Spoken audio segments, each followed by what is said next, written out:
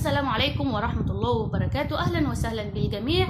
المغرب في مواجهة كولومبيا في كأس العالم للسيدات، مباراة ومواجهة جديدة لبؤات الأطلس في كأس العالم. بنتمنى له الفوز هذه المرة حتى يتأهل لدور ال16. أهلا وسهلا بحضراتكم. بداية كده ما تنسوش اللايك، الاشتراك، تفعيل زر الجرس حتى يصلكم فيديوهاتي القادمة إن شاء الله تعالى.